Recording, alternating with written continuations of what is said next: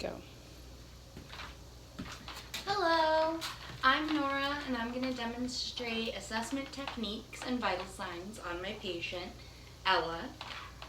Can you move forward just a little bit, Ella? Mm-hmm. Thank you. Just sit on the edge of the chair. Okay. Good girl. So, hypothetically, my patient is coming complaining of cold symptoms.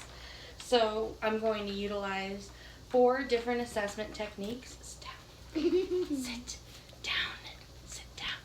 I'm going to start with inspection. While I'm interviewing my patient, I'm going to look at her and I'm going to see that she has nice color in her face, nice color in her lips. She's not working hard to breathe, and she looks like she's in no acute distress. Okay. I'm also going to do palpation. As I'm talking to her, I can feel her skin. I can also feel, as I'm touching her back, her respiratory rate. And I can assess if she's showing any signs of distress and an increased respiratory rate. Stop.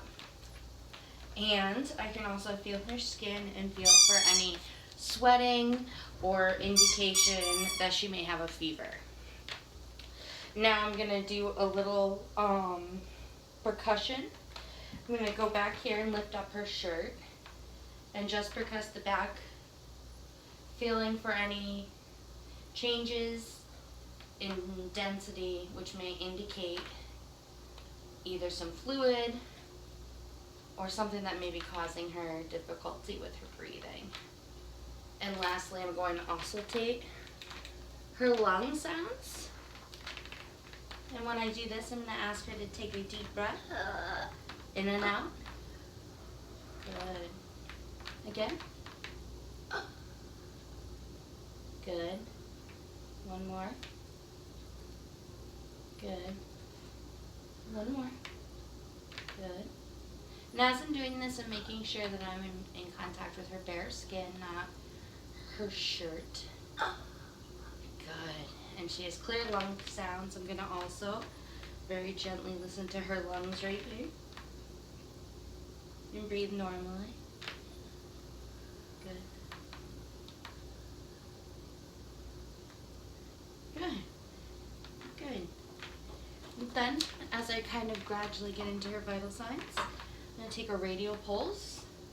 I'm going to use that. I'm going to do that by counting the palpation I feel at her radial artery.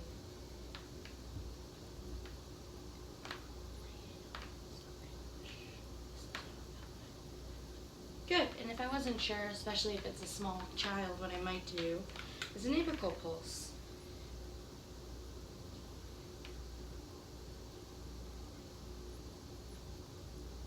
There we go.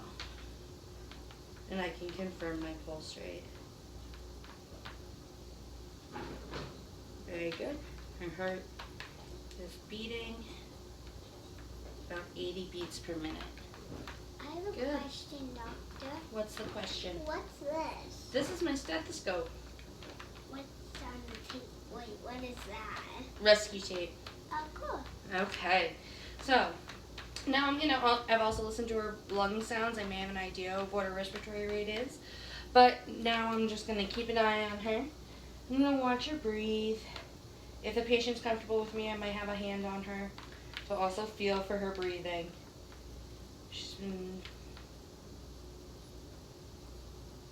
She's breathing at about 16 breaths per minute.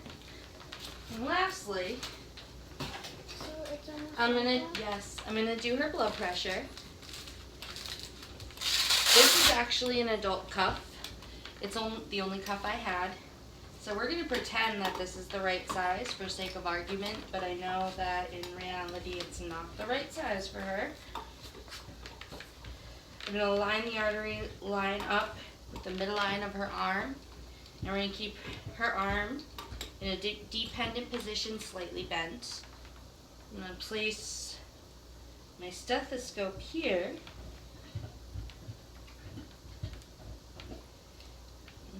Make sure it's closed.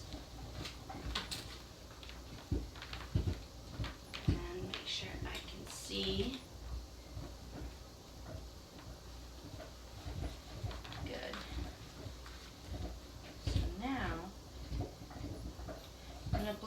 up to about 30, higher than I think her blood pressure is. Good. That's really So I'm at about 130, and she's little. And as it's coming down, I'm listening for the first Oh. beat I hear and the last beat I hear, which is 98/60. Doctor. And then I'm gonna make sure to let all the air out. Take her arm out of the cuff. And that is how we're doing vital signs and assessment techniques. Thank you very much. Thank you for watching. Bye.